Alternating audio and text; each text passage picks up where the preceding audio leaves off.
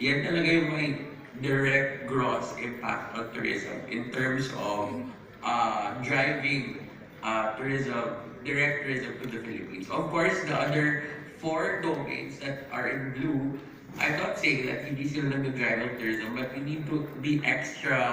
uh, we need to do extra effort to leverage them. So we need to leverage these creative industries for tourism. It means that we need to be able to use these domains to bring in more tourists. However, yung passive availment of tourism usually ambits towards the five domains: audiovisual domain, performing arts, visual arts, traditional cultural expressions, and cultural science domain. Ibig sabihin, people will definitively go to your destination if these five domains are present. No? And then if the other four domains are also within your city or your destination, you can leverage them to attract more tourists. So, for example, if you, I personally, when I go to Baguio, I go to the Museum of Bencam. So that's part of the visual arts domain. So it really is a tourist attractor already. Your traditional cultural expressions domain, the arts and crafts in Baguio, food or culinary practices in Baguio, talents and other lived experiences in Baguio also directly attract tourists. No?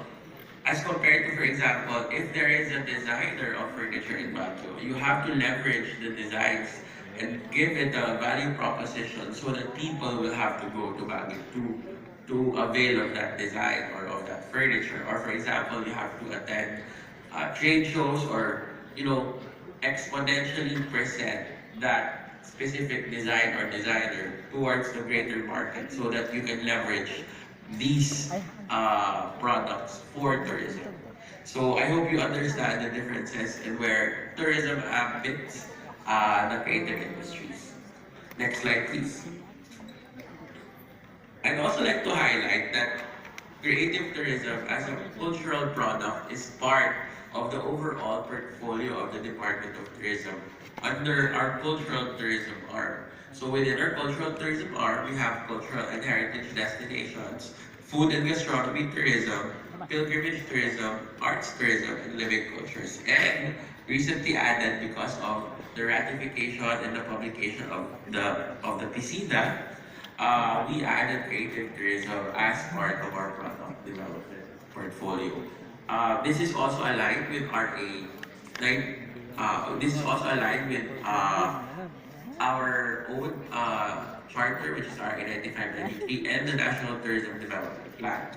So what exactly is creative tourism? No? How is it different between creative tourism, creative industries, and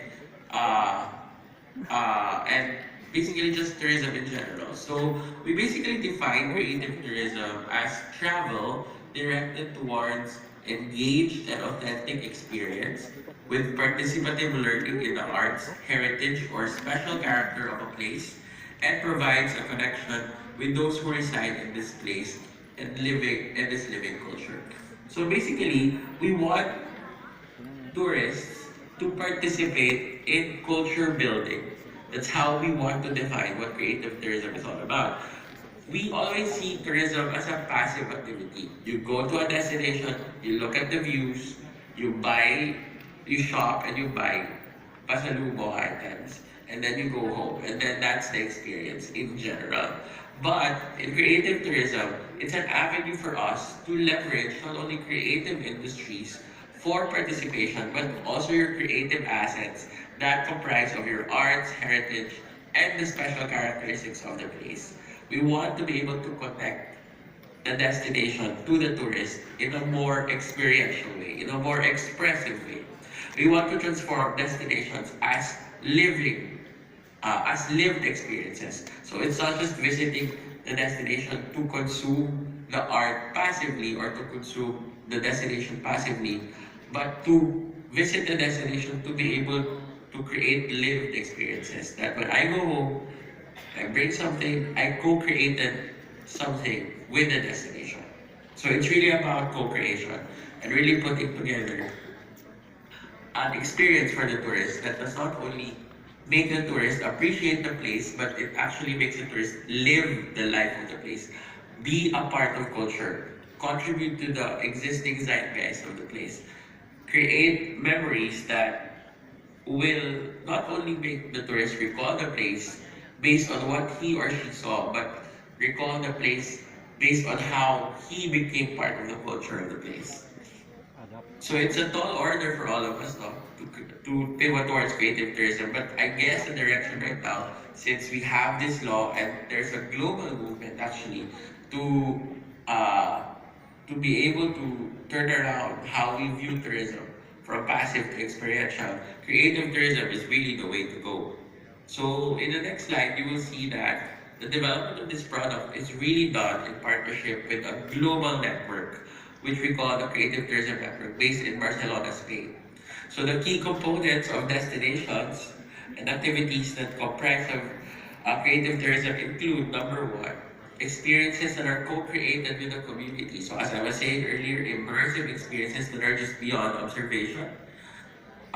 We want them to be able to immerse in the community in such a way that it's really very, uh, it's a deep dive to the cultural experiences. Like for example, pottery workshops, embroidery activity with the community, rice planting, for example. There is a connection to the host community as well. So activities are conducted and offered together with the community. It's not apart from the community, but it's really within the context of what the community can provide to the tourist as experiences, not as something that you just uh, uh, replaced or it's not something that's displaced to the community. It's something that's already existent to the community. So the real goal is to connect and immerse these communities. If we think about it, it's very much like volunteerism in a sense, but more co-creation rather than co-living. So number three, experiences that are deep rooted in our Filipino culture and laced with traditions. So like for example, if you make a specific kind of necklace or a specific kind of pottery that is predominant to that place and you make the tourists really get involved in that, that is creative tourism in a sense. They're not just there to look at made potteries by artisans and say, oh, I'm gonna buy this, but they're there to experience how it is done. They're there to co-create, to really be part of the culture. So these are just the list of experiences that are possible with creative industries or creative tourism, uh, as I mentioned earlier. So it's not limited to this. You can further expand it.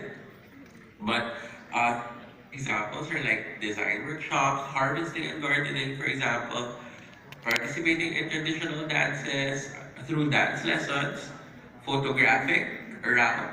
So create a route that really uh, lets tourists take photos that reflect what the community is all about. Music workshops, performing tours, painting classes, street art, sculpturing workshops, winemaking and tasting, etc., etc. So I know Baguio has already done a lot of these activities. I mean, it's already part of the zeitgeist of creative city of Baguio. And this is just a re-emphasis of that. This is not reinventing the wheel, but we would just want to say that you've already been doing this and we need to keep it up. You know, the good job is already there. So the DOT, next slide please. We have been trying to mobilize different destinations to also embody what it means to be a creative destination. Not just a creative city, but a creative destination. I mentioned during our talk, during the creative tourism conference in Metropolitan Manila with Pilipinas. Not all destinations can be creative cities, but all destinations can be creative destinations. So what you want to try to do is also try to imbibe the concept of creative tourism in these destinations. And one of the things that we've done, aside from the Creative Tourism Conference, which is a more academic approach to creative industries, leveraging creative industries and creative tourism for the general public, is really to host the Creative Tourism Congress. We hosted this in 2023 and we hope to host this again next year. So this is really Congress had gathered about 130 tourism experts and professionals, local government representatives, policymakers, and academe in sessions where there were breakout sessions and workshops. So breakout sessions included talking about coffee trails. We had unveiling the chocolate artistry. We had food and travel journeys through digital platforms. We did market tourism, so it's about Palenque tradition. And we were so happy that the ones who hosted this was actually Chef Waya Araos Bihamco from Baguio City, because your market is such an exemplary model for Palenque tourism.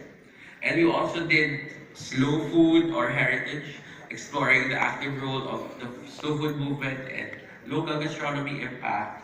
Our food holidays, we also had the gastronomic experience, and as well as even global mixology. So all of these are some things that we wanted to build in the destinations.